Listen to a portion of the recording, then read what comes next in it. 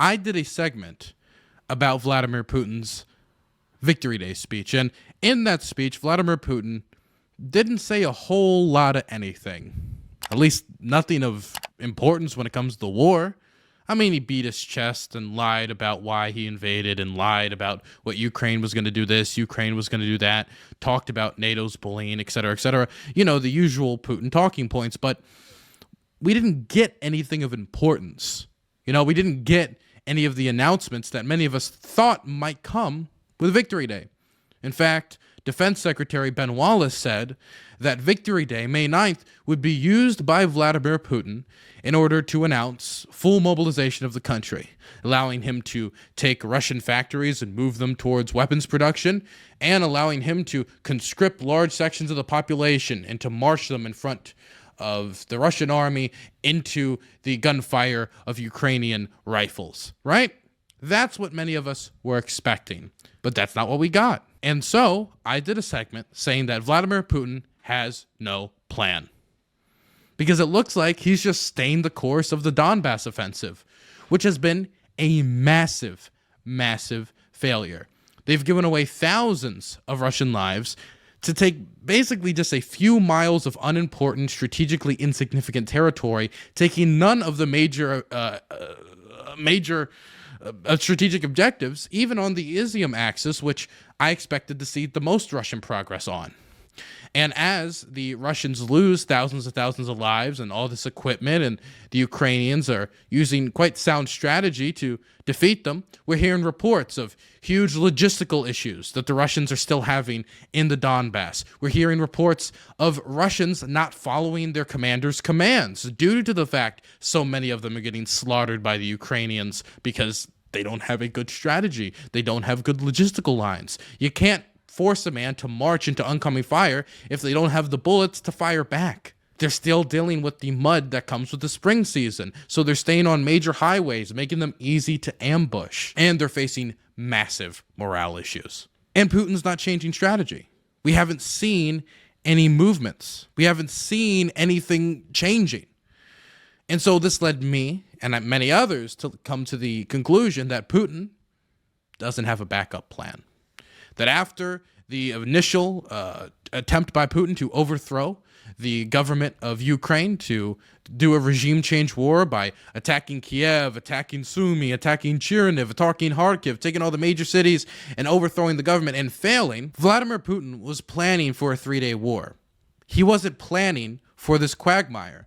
And he's tried to transform that 3-day war into a victorious capture of the Donbass territory. And that seems to be failing as well, as the offensive in the Donbass develops into a quagmire. So now, many of us are thinking he has no backup plan. He didn't have a backup plan. This Donbass thing was a second-rate plan that he just kind of scraped together, and now he's stuck. Doesn't know what to do. Doesn't have any other ideas. This is what he's stuck with. But it seems that U.S. intel might contradict me in what other people have said about him and what many people thought about him when it comes to he doesn't have a backup plan, because U.S. intel says he has a backup plan. Apparently, U.S. intel is saying that Vladimir Putin's backup plan is to connect his Donbass and southern offensive with Transnistria. Let me say that again. Vladimir Putin is planning to connect his Donbass and southern offensive with Transnistria. Now, many of you, the less foreign policy inclined viewers, might be like, what's Transnistria? I've never heard of it. Now, sadly, it is not the based trans paradise many of you would have thought by the name. It is actually a breakaway province of Moldova supported by the Russian military for years. It has Russian troops in it. It has some ragtag kind of like military that's basically a second-rate militia. And it is guaranteed by the Russian military, so there's not really much Moldova can do about it. It's not like the Moldovans are going to take on the might of the Russian military. Well, I guess now maybe that's more into question. But they don't want to fight a nuclear power, a power with nuclear arms that is pretty dead set on protecting Transnistria because it helps Putin geostrategically power balanced in Europe. He wants Transnistria because it gives him a foothold in the area. And then apparently he wants it to connect. This would be the plan that US intel is talking about, to connect with the southern and Donbass offensive. Now, this is where all the Russian territory is over here. I'm using live map. This is where Transnistria is. It's that little red piece of territory over here next to Moldova. Now, I want to be blunt. There's a lot of land in between here and here. And so this is what the Russian offensive plan would be. On top of all the issues they're facing, they would need to, A, finish their goal that's publicly stated already of capturing the Donbass, which they've been unable to do in this point because they're caught in a quagmire. They have logistical issues, everything already talked about. They failed to do this so far, but they would need to do that. B, they would need to capture Mykolaiv, possibly Kiev and Rio as well, but they would need to capture Mykolaiv after they've already been pushed back from Mykolaiv into the territory of the Kherson province. Then they would need to use Mykolaiv to launch an offensive into Odessa and capture Odessa. The same Odessa that sunk the Moskva, or as it's pronounced in English, the Moscow. And then after that, they would connect the offensive with Transnistria. This would be the Russian plan, according to US intelligence.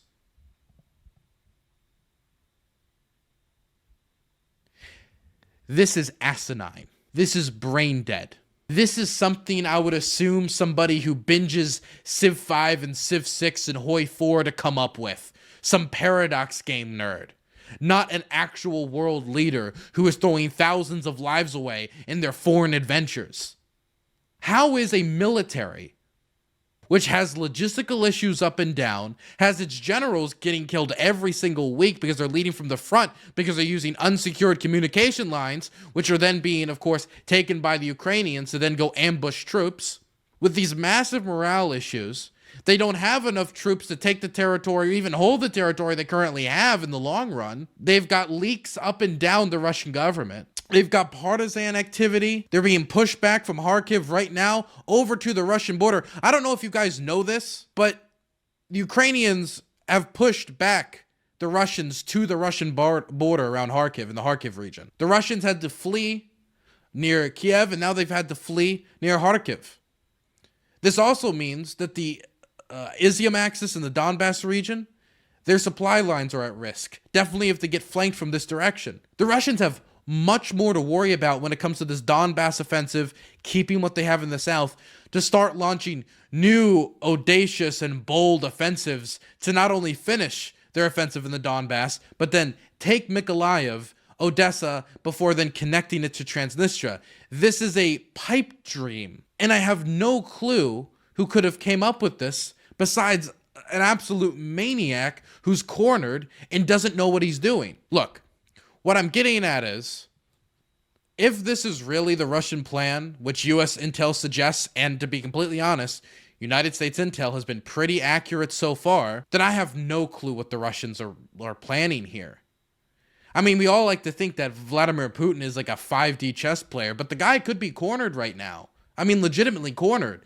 And this could be his bold, crazy move to get out of that corner. But he hasn't even announced full mobilization, which Victory Day was the primo day to do it, as Ben Wallace, the UK's defense secretary, talked about. I don't even think he has the men to carry out such an operation. Does he really think the small amount of Russian troops in Transnistria currently is going to be enough? Not to mention, if he does connect Transnistria with this offensive, all this is going to do is expand the war even further into internationally recognized Moldavan territory, which will then just push the West to support Ukraine even more, which leads to what? More intelligence given to the Ukrainians, more weapons given to the Ukrainians, more billions of dollars of aid, more media attention. To what? Throw another 1.5 thousand troops into it? Which is not going to be enough to capture Odessa and Mykolaiv? I'm not even talking about the Donbass offensive, which is a quagmire right now. This is crazy. I don't know what to say. I don't want to play armchair general. And that's why before covering today's stream, I went and talked to the few military experts that I know, and they don't think that this is possible either. So it makes me question what type of information Putin would be consuming to think that this is possible. Is this just Russian chauvinism and he just thinks the Russians are so great, of course they can do this? Does he really have an ace up his sleeve that we all don't know about? I don't really suspect that. Is his generals giving him an incomplete view of the conflict, making him think it's much better than the Russians are actually doing, like that they're doing much better than they actually are? I don't know. Maybe it's time to admit Putin might have went nuts and his generals are too afraid of him to stop him. Well, look, at the end of the day, this is according to U.S. intel. And while U.S. intel has been crazily accurate, we don't 100% know that this is the case here as well. But there is one last thing I want to bring up. A few weeks ago, there was an attack on a Transnistrian military building, administration building, which looked like a terror attack. There was also a bombing of a local, like, Transnistria state, like, I think radio operator tower, or I think I'd have to double check on that one. But I know that there was an attack on an administrative building or a police building of some sort in Transnistria. There's a lot of rumors that were circling around Transnistria 2 to 3 weeks ago about what exactly is going on there. What was this attack? Is this a false flag to get Transnistria involved? Was this a real attack? And to have 2 to 3 weeks after all those rumblings and all those worries and all those rumors and the attack that happened, which many people suspected was a false flag to get Transnistria involved in the war, to have 2 or 3 weeks later, U.S. intel come out and say Putin's plan is to connect Transnistria to this offensive, makes me suspect that this U.S. intel might have more credibility than I would have initially believed due to the craziness of the statement, due to the absurdity of this plan. Maybe Vladimir Putin is a paradox gamer after all.